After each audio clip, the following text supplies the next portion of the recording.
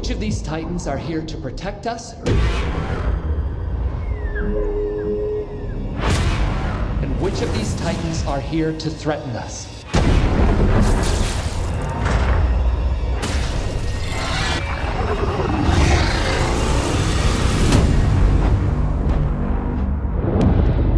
You sure he's gonna be okay?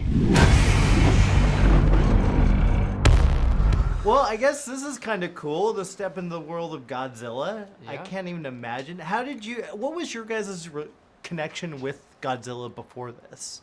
I was just always a fan as a kid, just growing up, watching the films on Sci-Fi Channel with my family, and just always being in it, always checking in, and it just always being a part of my life, from video games to the Hanna-Barbera cartoon, and to finally get to this point in my life where I'm acting and I get to play in the film.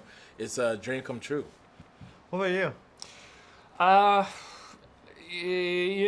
knew of Godzilla.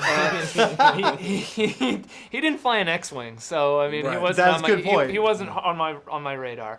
But That's a deleted scene in one of the films. He actually flew an X-wing. Yeah, it was pitched a lot of times. It didn't stick. But I think for me, it was just so crazy to be in a huge summer blockbuster film where you just know that there is going to be a ton of special effects. There's a ton of action. There's a ton of like screaming and roaring, and oh my god, that was really fun.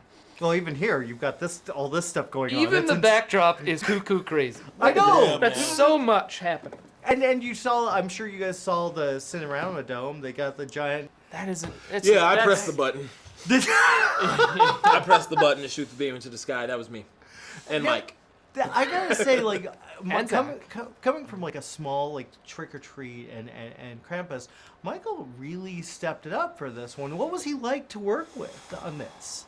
Like he did a bunch of horror films in the Yeah. beginning. I think severed hands. I think he knew, like that's the standard that's happening. You pluck an indie director, you shove him or her into a big, blockbuster environment, and you see how they work in that. And I think Mike was aware that there's a lot of pressure and there's a big franchise on the line. So if anything, I thought Mike was just absolutely determined and focused and wanting to fight for his battles. And I think in the end he made the movie he really wanted to make, which is That's great. cool. Yeah.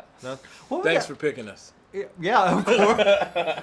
I like your jokes, by the way. Where do those come from? I gotta say, you were telling some of the most hilarious jokes. I love, I'm a new dad, so like dad jokes are just through the roof right now. Oh. And I love a good knee slapper, and they're just so stupid that you have to laugh.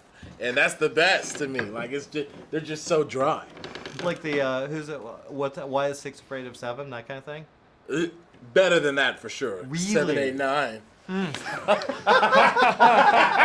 I can't, Kill me. He's like you come from comedy. You're like, you guys Shoot are me in idiots. the face. Yeah. dad Just jokes are dads. Just some of the best bunch jokes. of dads hanging out. Love it. Well, how much of this is practical? I was literally watching, trying to figure out how much was actually practical, how many sets you were actually on. Sets most of them. Yeah. Oh yeah. It definitely. Anything that wasn't.